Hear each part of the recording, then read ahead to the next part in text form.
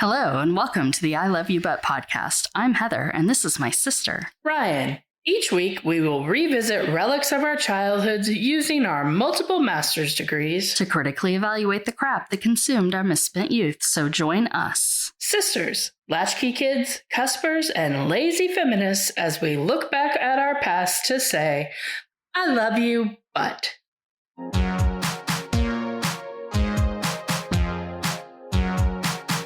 So this week, you wasted time trying to get your knee better. Yes, this week I wasted time trying. I spent a lot of time trying to find things to watch that I actually wanted to watch that didn't make me anxious or angry or annoyed or bored. And I started a lot of things, and there's a lot of terrible stuff. Like, there is nothing good on TV right now. Like, I finally settled on something that I'm like, okay with. It's called The Midnight Club on Netflix. It's like terminally ill. Go ahead. The horror one. That's the horror one, right? Yeah, it's not super horror though. Like, it's not super scary because I don't like scary. Well, it has a whole bunch of jump shots, doesn't it? Yeah, like the trailer makes it seem like there's a lot more than there is. So, but there are some. It helps that I like do other things and my TV's tiny and far away from me and I'm kind of blind. Do you know my story about Hereditary? The movie? Yeah. Do I know your story about it? Yeah. I don't think so. So, you know about the movie Hereditary, right? I have a vague understanding of the plot.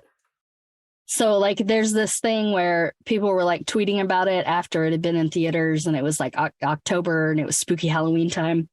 And they were like, I want to watch Hereditary, but if I watch it alone, will I die? Like, because it's supposed to be so scary, right?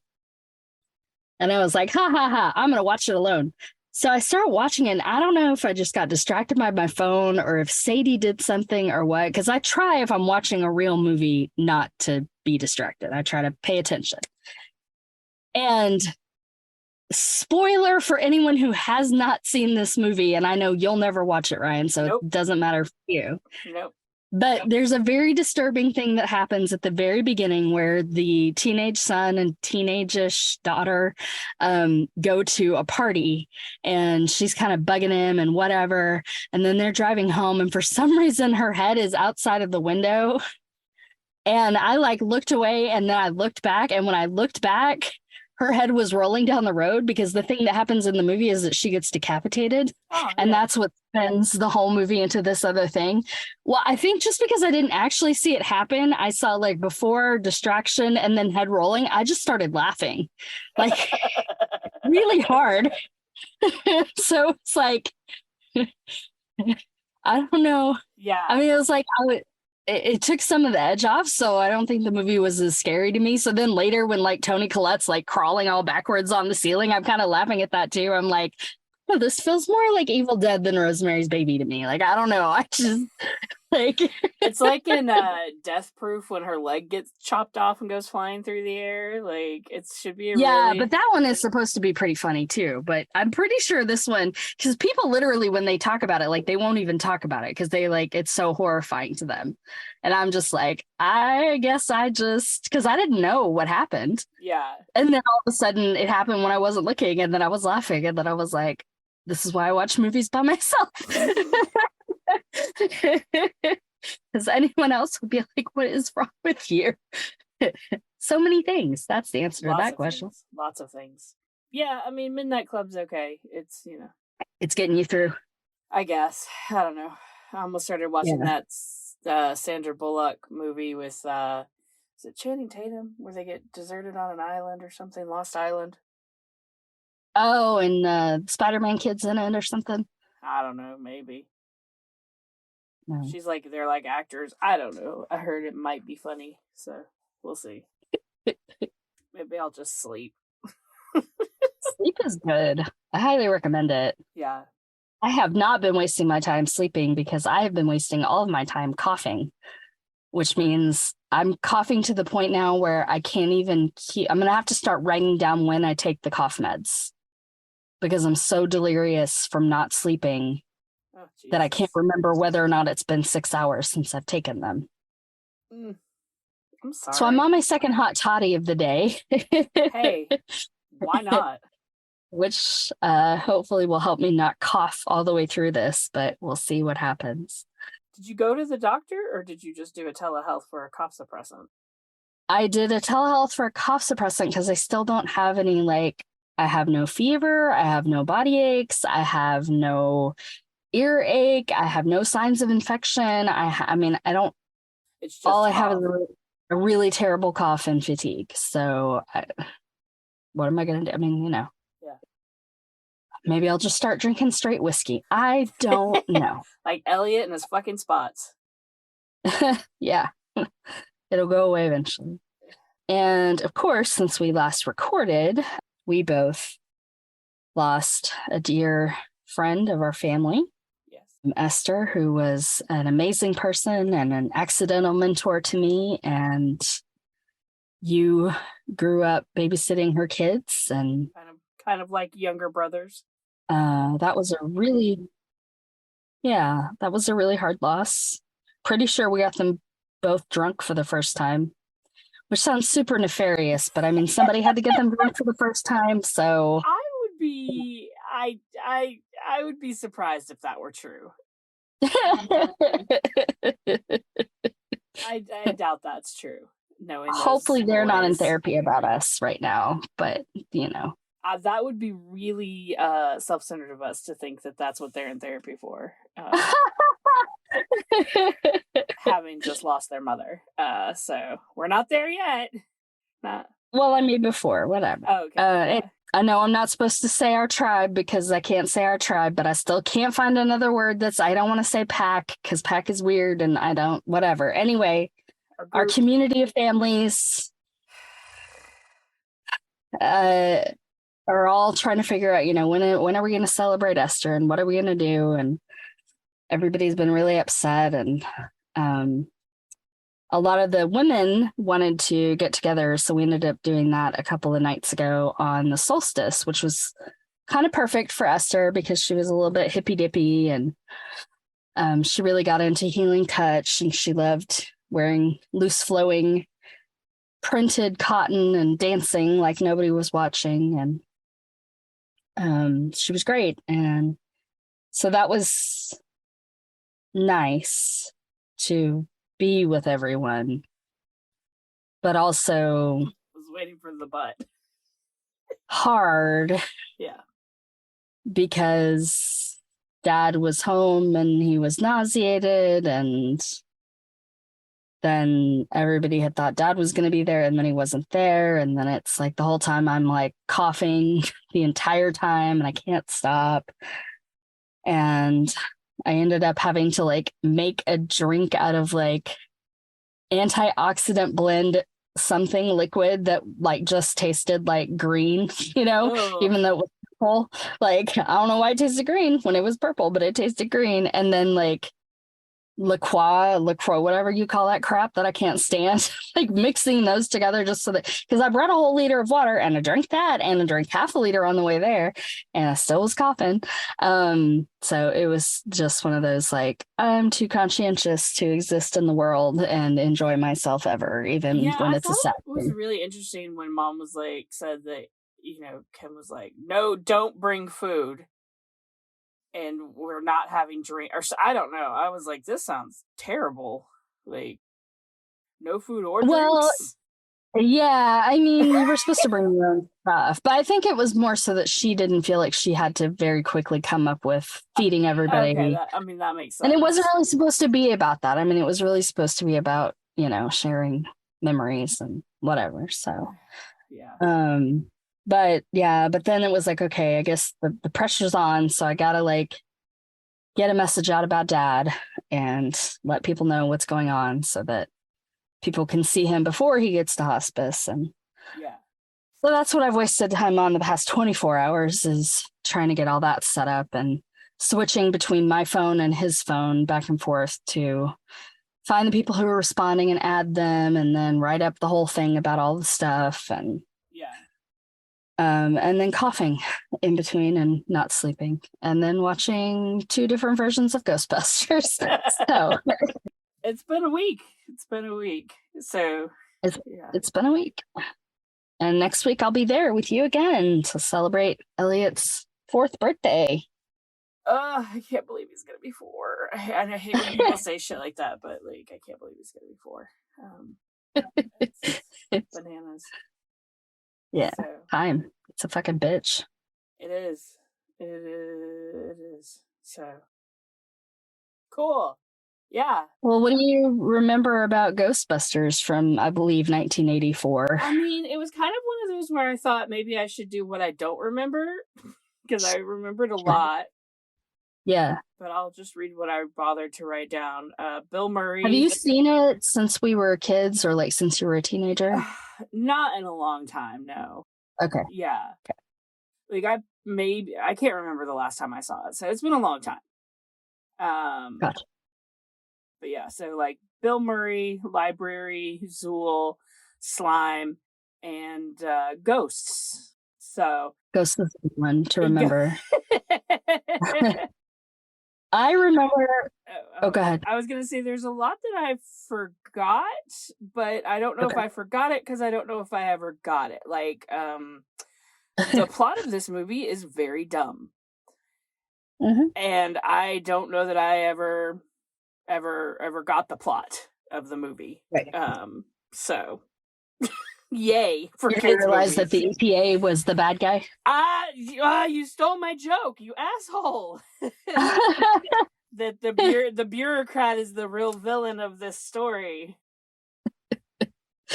Which, as a government teacher, I loved, but just the whole like. I mean, I still couldn't even give you the plot right now, anyways. So I'm glad that hopefully you're gonna do that because it's real dumb, real dumb. Sure. I can try. I watched this definitely in the late 90s again and possibly once since then. What did you remember? I remember a librarian, Slimer, cello, a fridge, Marshmallow Man, the EPA. You remember the EPA? Yeah, because I saw it when I was in my 20s. Oh, okay. Gargoyles, Parcheesi, Bill Murray being gross. Oh, God. The phrase print is dead. Annie Potts and a token black guy. Yeah. Billy D. Williams. Yeah. That was fun. The opening crane shot is a very solid shot where it comes down like from the roof and you see the title of the building and then down to that gargoyle and then it pushes in a little further. That was a really good shot. I think some of the cinematography of the actual buildings was really nice. Of course, now that I'm older, I'm like, well, that's a model and that's a model and that's a model, you know? Yeah. Whereas when I was a kid, it all looked real to me. I did think that watching the opening scene, it would smell amazing in the stacks of that library. Like, you know, that smell. Like down in the old book smell. Of the paper and the ink breaking down, that specific smell. Yeah, like recycled books. Yes. Yeah. So for those of you that have somehow never seen the original Ghostbusters film, it is a movie about 3 quote unquote scientists who get kicked out of the university that is funding them and their paranormal research, quote unquote. And they decide to strike out business on their own just as a wave of paranormal activity is overtaking New York City. And Bill Murray is a horn dog, and at some point, a token black guy shows up. And Rick Moranis steals the show. The end. Oh, you're not even going to go into the whole, like, building built as a giant thing and Sumerian Zool. No, that's too much detail. Too much detail. And yet that is, to me, a more satisfying plot structure than the 2016 version of Ghostbusters, which I did rewatch today.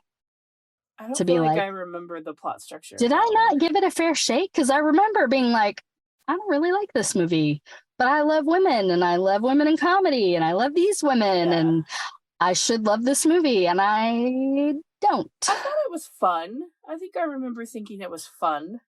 I have notes. We can get into that later. we can talk about the movie that we said we were going to talk about first. Well, I think it's really interesting that like the only people in the movie who like reveal the plot of the ancient Sumerian Zool whatever Gorza is Dan Aykroyd and Sam Raimi, and they are also the ones that wrote the movie. So that makes sense. Harold Ramis. Yes. And yes. They were like, oh, I guess we better give some exposition to all this. Fix that. You'll go back and fix that. They skated by, but again, compared to the 2016 version, I will take this barely fragilely held together because it was fun. Like, it was fun. Had they gone into more detail, had they tried to make it more realistic, anything like that, I think you put any more substance into the original Ghostbusters and it would just weigh it down and you wouldn't have a fun movie to watch, which it is a fun movie to watch. Problematic in some ways, but still fun. I was bored. Well, I want to say first, do you know that for My Fair Lady, they wanted Julie Andrews to sing all the songs but not star in it because they wanted Audrey Hepburn. You know that piece of Hollywood lore, right? Yeah. And then Julie Andrews was like, fuck you, no. Yeah. And so then they hired someone who sounds like Julie Andrews to sing all the songs of My Fair Lady. Yeah.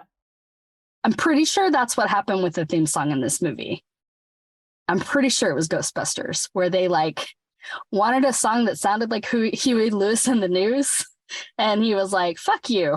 So then they just like hired a guy that could sound like him. It may not be this movie, but I know there was some movie from the 80s where they did that, where they like Julie Andrews the shit. And like, I like that you're just making it up and you didn't bother to like actually fact check that. That's a very me. I really meant to. Did you hear the part where I haven't had a lot of sleep to the point where I can't even remember when I've taken medication? Yes, I remember. Yeah, you told me that. I'm not driving, but that's good. You know, I'm podcasting, so reckless podcasting right now. No fact checks anywhere. So we've said this before, and I'll say it again. Apparently now, Bill Murray is why we have IRB.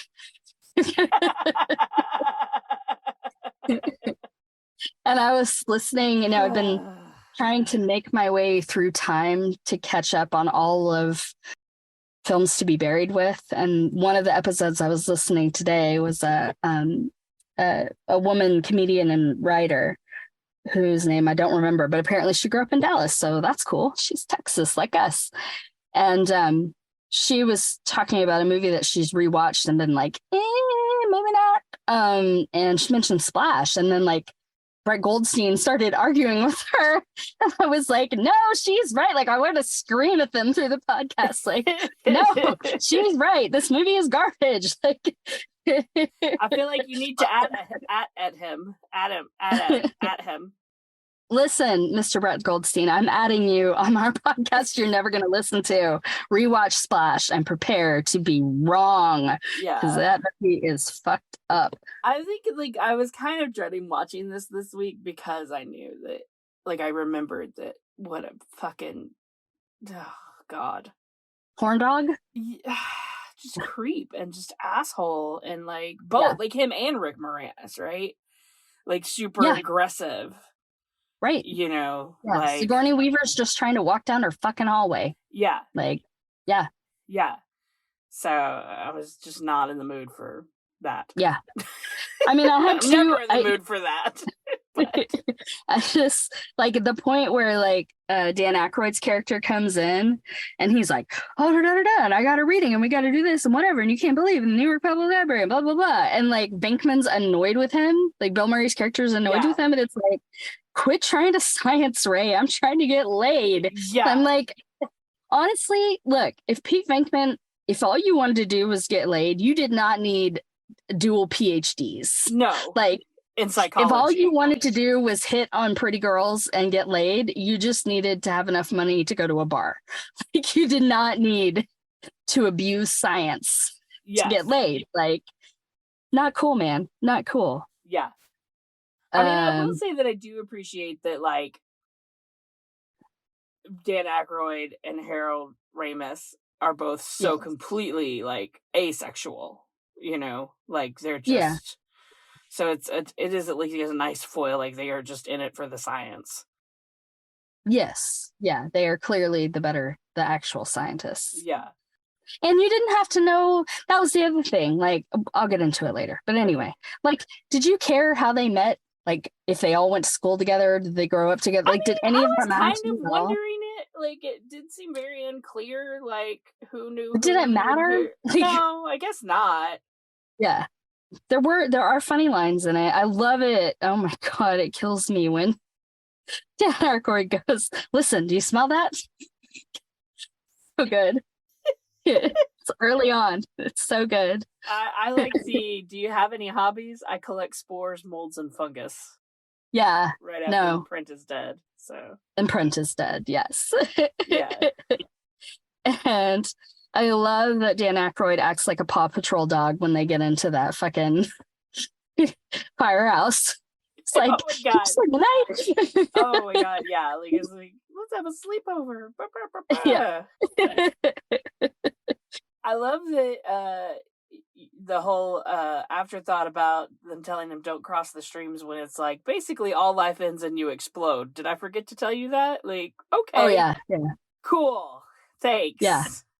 But really, it's a good way to work it in because it's kind of a boring fact. So waiting until the last minute to say it kind of works, especially because it becomes a plot point later, right? Yeah. I mean, yes. Yeah. It does seem like for safety's sake, but also I don't know how much safety they were really paying attention to since they were wandering around with modified nuclear weapons on them. So, you know.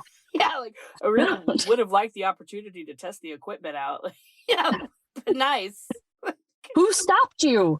Yeah, right? Like, hindsight. Were you collecting spores? what were you doing? What they the kept fuck you so have busy. you been doing? Like, this is your first customer in months. I do think that Sigourney Weaver, with her hands full, kicking that taxi door closed, may be a part of like my like primary primal identity. Like that whole situation where she's like, I got my groceries, I got my cello, I'm gonna kick this door closed, I'm gonna get up to my apartment, I'm gonna put all my shit away, I don't need anybody's help. I was like, yes. I think this is part of why I am the way I am.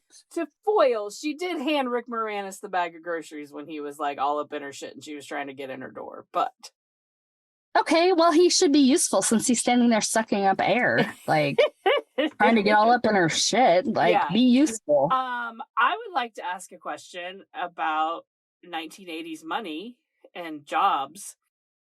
How a cello player, was paid enough money to live in the a penthouse apartment, in Central Park. West Central Park, yeah. West Central Park. I wrote, so Dana has a trust fund, or like, what the fuck? She's fucking some rich guy. What's happening? That was a really small penthouse. It wasn't really the penthouse, though, was it? Did they call it later? Yeah, they said she has the corner penthouse apartment. Oh, okay. Yeah, that's true, because the whole building, but she wasn't at the very top. No, she wasn't at the very top. Because that was the other thing. I remember as a kid when they were like, oh, we got to climb all these stairs. I was like, I would die. Yeah. And then this time I'm like, oh, it's only 22 floors? Like, that's not that many floors. So, see, I was like, I would die. Like, I'm dead. I don't think they should be doing, like, field work if they can't, like, get up 22 flights of stairs. Like, okay, you go climb 22 flights of stairs tomorrow, Heather Davis, and tell me how... Right now, I can't even breathe, so that's not happening. But I'm also not trying to start my own business and mortgaging someone's house to, like, chase down ghouls. So I can get laid. With my two science friends. Yeah. Oh, my gosh. Her fellow musician, way hotter than Bill Yeah, Murray. But also I get why, he's doing the nose spray and looking real pasty and uppity and like that. I do think that this may be where we learn that you have to be mean to men to get them to like you, because it certainly worked for her. She was very mean to Venkman, and he was all about her. And then I had a note when Ray showed up. Hi, I heard you needed a black guy to round out your cast. So that happened. And also, how cool was it that they smoked around modified nuclear technology? Yeah. Oh, so why wouldn't you? I think one of my favorite lines was some moron brought a cougar to a party and it went berserk. Someone had too much cougar juice.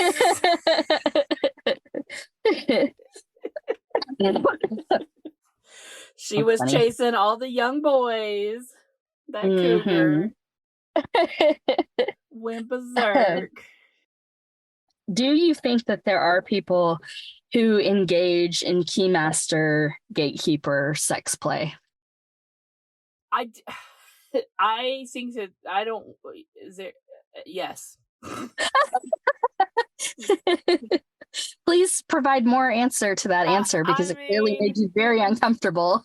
It didn't make me uncomfortable. It was just like, I think that there are people that engage in all kinds of sex play. Oh, yeah, that's true. Yes. Like, I don't think that there's any limit to the human imagination and boredom that exists in our culture, or especially around sex.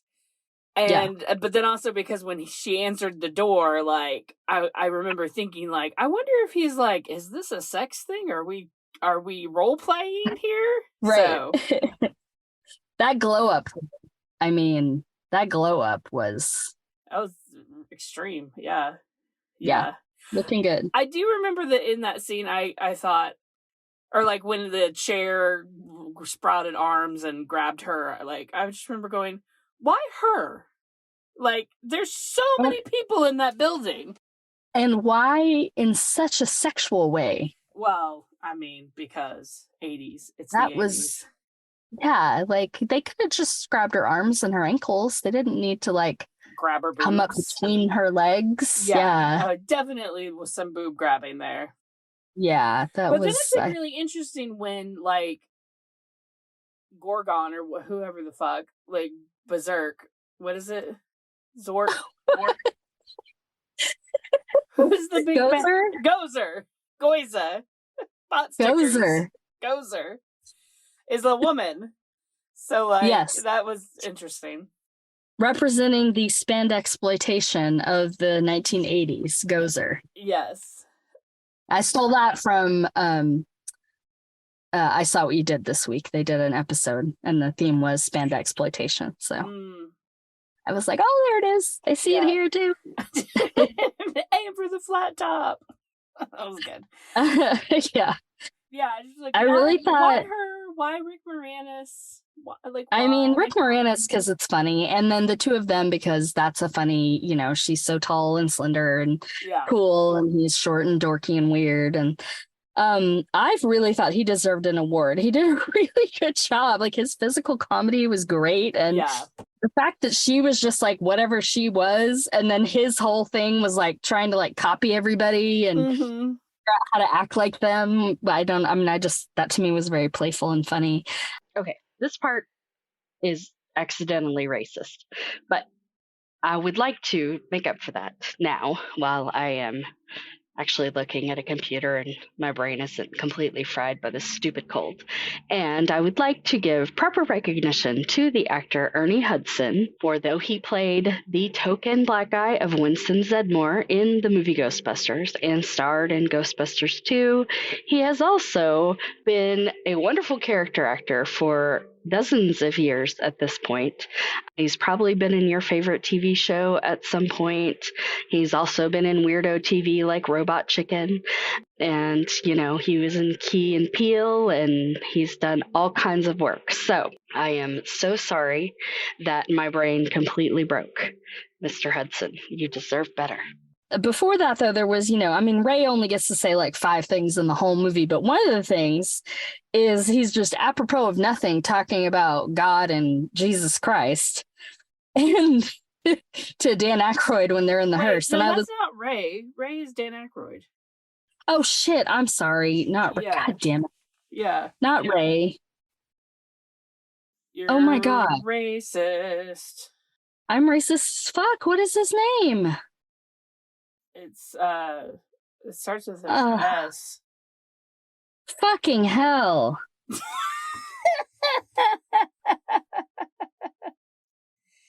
Because it's Egon, Ray, and Bill Murray. What's Bill Murray's first name? Peter. And then he's Starlington. What's his name? I don't know. Look at Fucking hell. Anyway, I just thought maybe they threw him in too to like kind of ease the moral majority, you know, because it was like, okay, look, we got a black guy, so everybody can calm down about that. And look, he likes Jesus, so all the rest of you can calm down about that. And then everybody can be fine with watching the movie because who cares about women? I mean, I'm just wondering if like Hollywood, like people were really like, why isn't there a black guy? And what year was this? Like, I don't think people were that concerned about representation in the 80s. No, because it was around this time that it was like, that's where a token black guy came from. Because like before this, there was no token black guy. And then after this, it was like all of a sudden there's just like, there's a black guy there. Like, yeah. He has no story. He has no individuality. He has no, you know, it's like, oh. Well, they needed more help. So they hired someone else. Yeah, sure.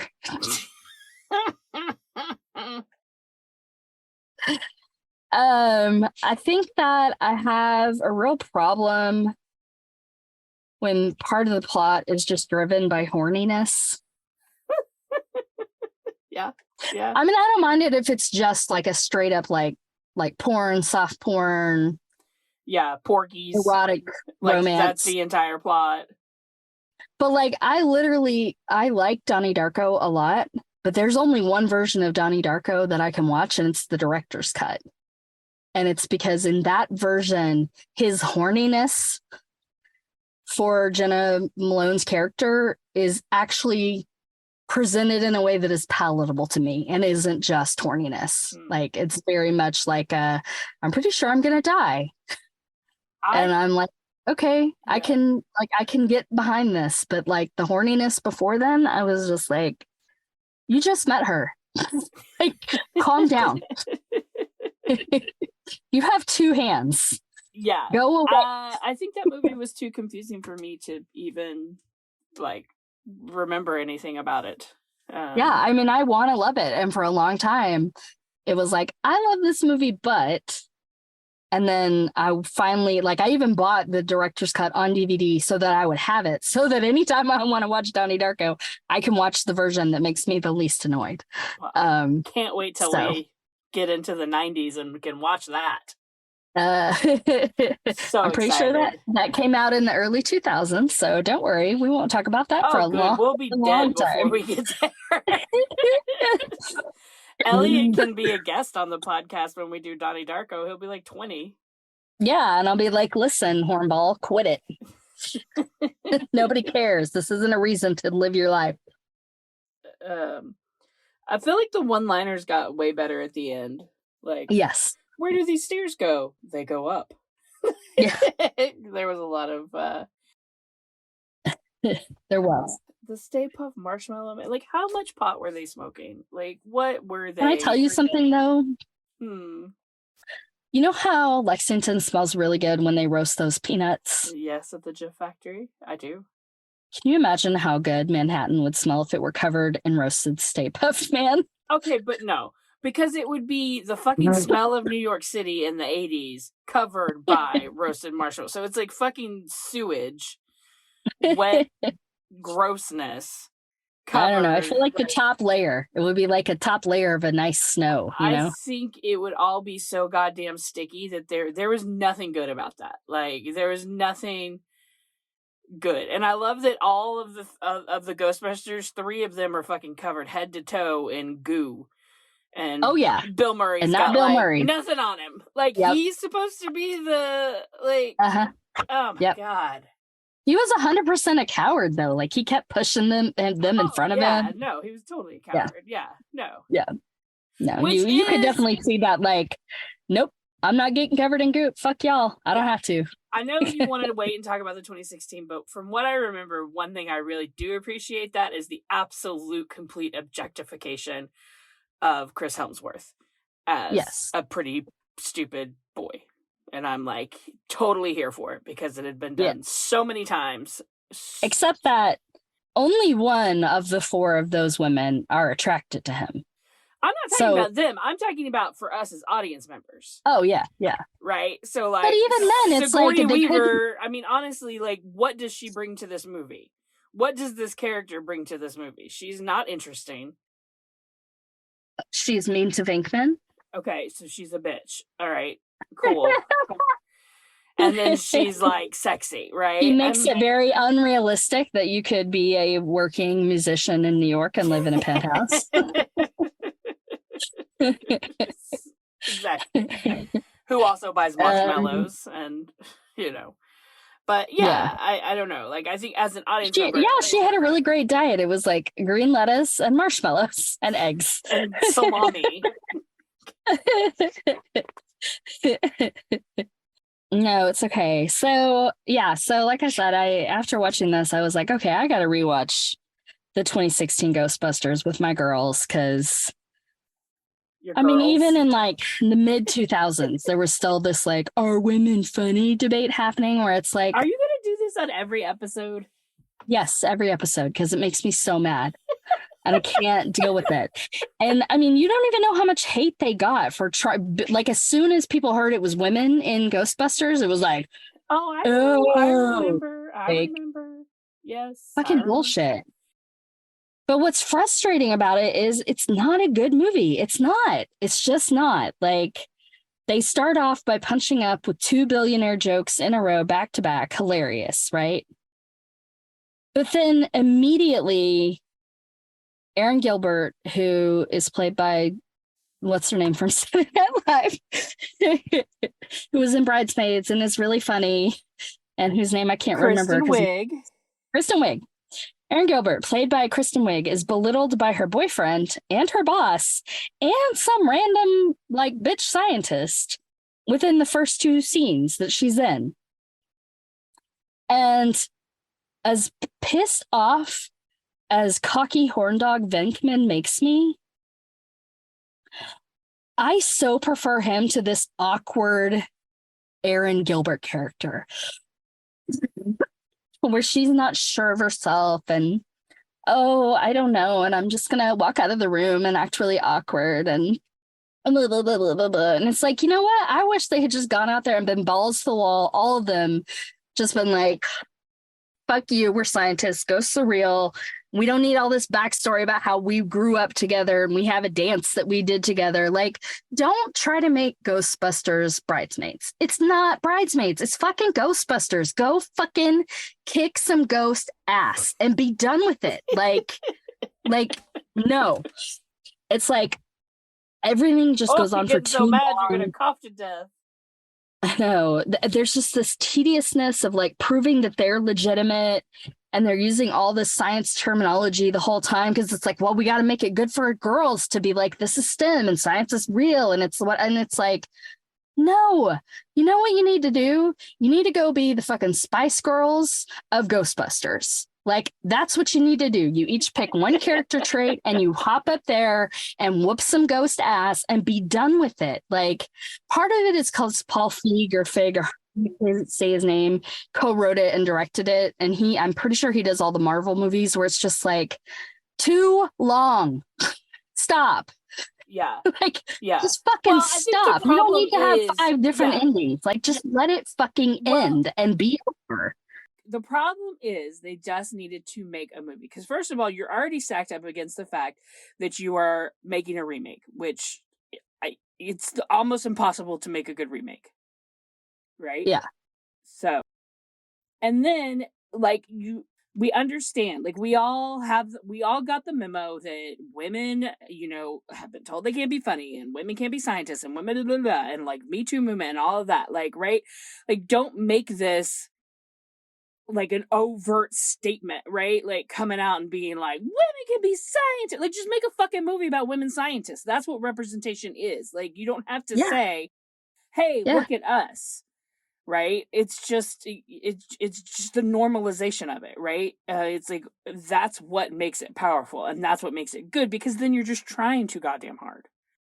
I agree that if the tediousness of having to prove that they are legit scientists, even though they chase ghosts, and they're legit scientists because they use all the science, technology, and terminology, is code for women can be funny.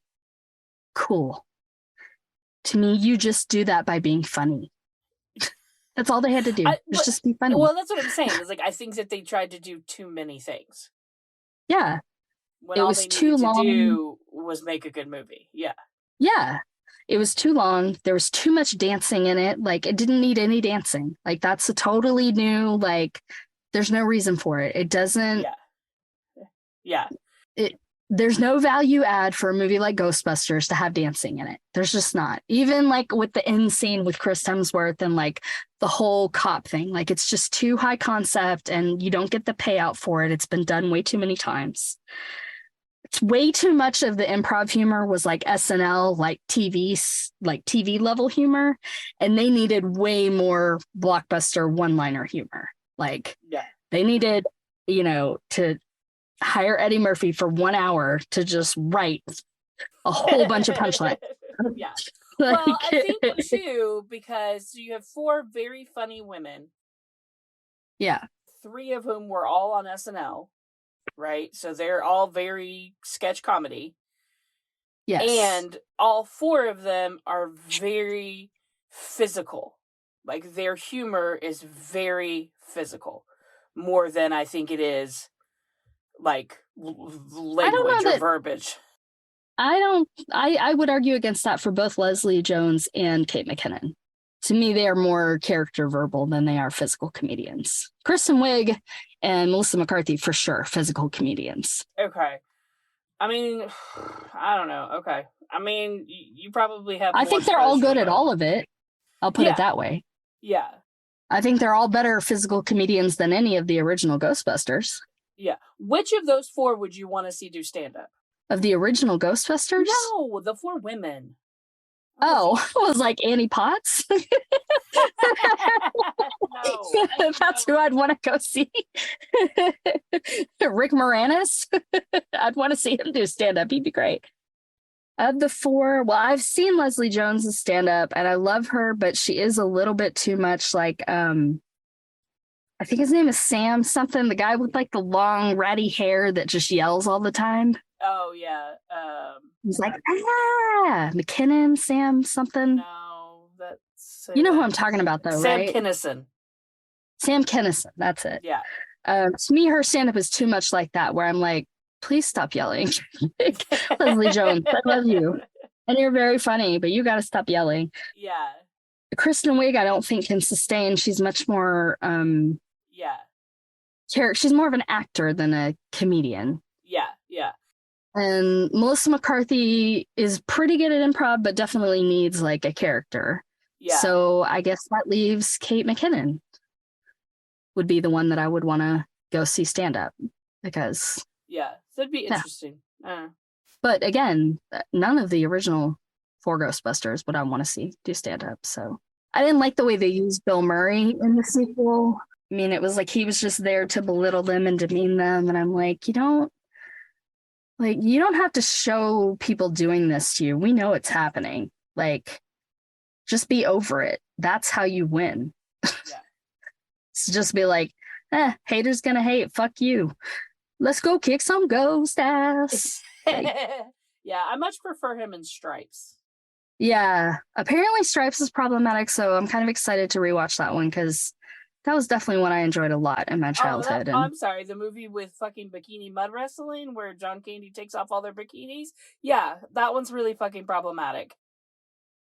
Well, yeah. I guess I don't think about that. I just think about the spatula treatment and, when they can't do like sit-ups or push-ups or whatever. That's an Excuse me. interesting one. We'll have to get that in the rotation this fall, maybe. It's on the list for sure. Fucking Cold War shit. Yeah, some Cold War bullshit. I'm done talking about this. No, it's fine. I never saw Ghostbusters Afterlife. Like, I think it came out during COVID or like during There was COVID. another one? Oh, no. Yeah. There was a show? Well, there was a show. The Slimer had his own show, didn't he? Or he was on the Ghostbusters cartoon? There was a cartoon, yeah. Sorry. I saw the Afterlife thing and it looked like a TV show. Is it not a TV show? Is it a movie? No, it was a movie. Paul Rudd. I mean, it's probably long enough to be like a 3-part miniseries, but that's what they do now. No, I was thinking, because like a lot of the Marvel stuff I don't like, you know that. I think it's the second Guardians of the Galaxy, or maybe it's the second, it's one of the Hulk or one of the Thors, I don't remember. But it starts with this huge like battle scene. But little baby Groot is just dancing in the foreground, and this huge battle scene is just like going on behind him. And I kind of felt like this movie 2016 would have been better if they had Mr. and Mrs. Slimer like flying in that cab, being gross and weird together, and then like in the background the Ghostbusters were ghostbusting. Like, I probably would have enjoyed that more. Like, and if somehow they could have snuck like Chris Hemsworth into the car with the Slimer couple, like that would have been even better. Like, I feel like that would have been comic gold. I would have enjoyed this. My hot toddy brain wants to rewrite the entire movie and just remake it for way less money. And you're like, we're just going to pretend like this movie never existed and do it the right way. Yeah. So then I was going to watch Afterlife, which is like supposedly, I guess, like a more serious version. Oh, good. Yeah, and it has Carrie Coon, and I love her. She's amazing, so I'd pretty much watch anything with her in it. But then it was like everywhere I found it, I could only like buy it. I couldn't rent it, and I'm like, well, I'm not doing that. So, that. So this episode could have been even longer. Yeah. You're welcome. Well, I mean, there is Ghostbusters too. I did I ever watch that? I don't know. I did. They had a baby. Who had a baby? Bill Murray and Sigourney Weaver. Oh. Yeah, there's a baby in part 2. I think, isn't there a Ghostbusters 3? Does the baby get kidnapped or something? I think there's a 3. Yeah, I mean, they definitely Maybe like. the baby was in part 3. Maybe the baby was part 3. I don't know. That seems pretty fast to jump the gun in part 2, but yeah, I don't remember. Who knows? They never even went on one date, and then they had a baby. That sounds about right. You know what? I love the fact that their kiss at the end is so incredibly awkward, considering the fact that they never went on one date. I was like, that's appropriate. Because it was an incredibly awkward kiss, and that was... I do appreciate that he did not take advantage of her when she was possessed by a demon. I hate that that's, we have to be like, kudos. Yay! Way when to you couldn't not... get real consent. But, I mean, I don't think I could have made it through the movie if he, like, touched a possessed Dana. Like, that wouldn't have been right. Like, could not have jived with that at all. Love where we got that bar. So, speaking of dancing that probably shouldn't be in a movie, what are we watching this next week, Ryan Davis? Dancing? There's no date. Oh, there is dancing in that movie. We're gonna watch Can't Buy Me Love. Can't Buy Me Love. That's right. Patrick Dempsey's theatrical debut, which I don't know if that's actually true or not, but I don't know if it is either. Hey, thanks, y'all. Thanks for joining us. That's it for this week of the I Love You But podcast. Join us next week when we discuss Can't Buy Me Love. What do you remember about Ghostbusters? Are we wrong about Ghostbusters 2016? Give us your thesis on why it's actually good. Tell us. What should we talk about in future episodes? What are we forgetting? What made you laugh? Tell us your thoughts. Find us on Instagram at ILoveYouButPod and on Twitter at ILoveYouPod, or email us at ILoveYouButPod@gmail.com. We are excited to share listener email and comments in future episodes. And hey, if you like us, help more people find us. Be sure to rate, review, follow, subscribe, and all the other admin things. The I Love You But podcast, wherever you get your podcasts. Thank you for listening. I'm Heather. I'm Ryan, and we send you lots and lots of conditional love.